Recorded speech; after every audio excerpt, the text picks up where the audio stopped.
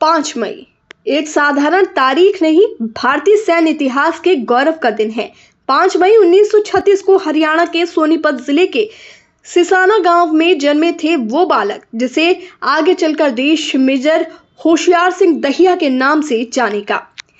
ये वही नाम है जो अपने लहू से देश की सीमाएं लिख गया और जिसका जीवन हर भारतीय के दिल में शौर्य, साहस और स्वाभिमान की मिसाल है।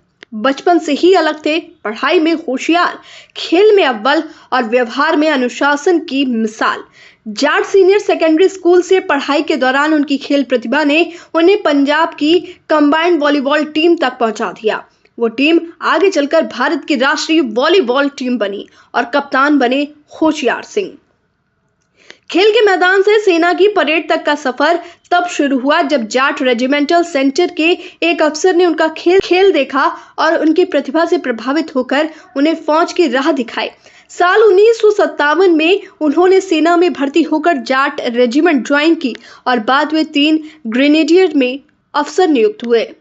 1965 के भारत पाकिस्तान युद्ध में भी उन्होंने महत्वपूर्ण भूमिका निभाई, लेकिन उनकी वीरता का चरम देखा देश ने 1971 के युद्ध में, जो बांग्लादेश की मुक्ति का संग्राम बना।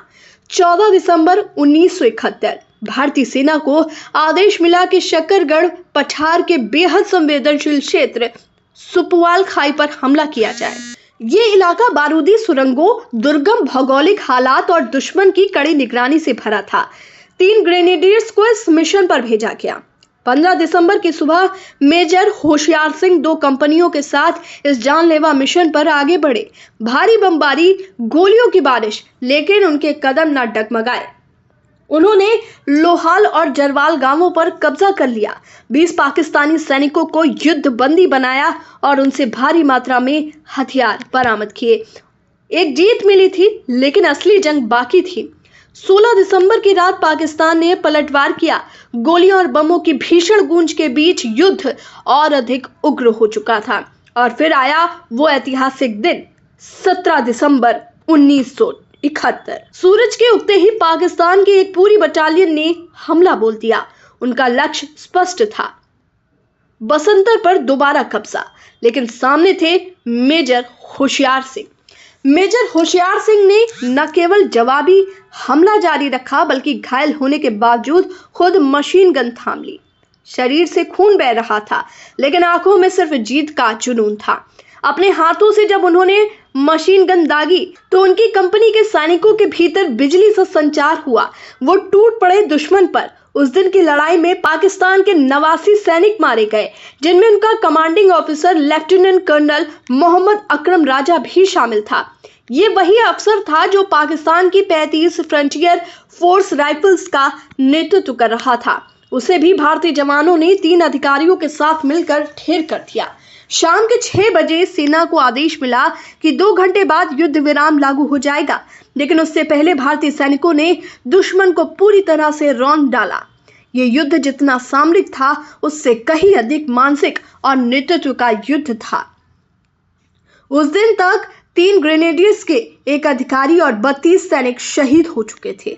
86 जवान घायल थे, लेकिन मोर्चा पूरी तरह भारत के हाथ में था।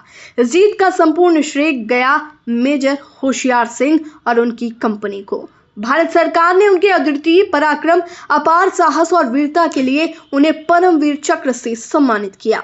वो ये सम्मान प्राप्त करने वाले पहले जीवित अधिकारी बने। इस सम्मान सिर्फ एक वीर को नहीं, बल्कि उस समर्पण, नेतृत्व और बलिदान को मिला जो मातृभूमि की रक्षा के लिए हर सीमा लांघ जाता है। वो सेना में कर्नल के पद से सेवानिवृत्त हुए और 6 दिसंबर 1998 को इस दुनिया को हमेशा के लिए अलविदा कह गए। लेकिन उनका नाम, उनका बलिदान और उनका पराक्रम हर भारतीय की रगों में जीवित है। अब जब हम उनकी जयंती के अवसर पर उन्हें याद करते हैं, तो ये सिर्फ एक वीर को श्रद्धांजलि नहीं, बल्कि उस विचार को प्रणाम है कि जब तक देश की मिट्टी में होशियार सिंह जैसे सपूत जन्म लेते रहेंगे, तब तक भारत की सीमाएं अडिग रहेंगी और तिरंगा हमेशा शान से लहराता रहेगा।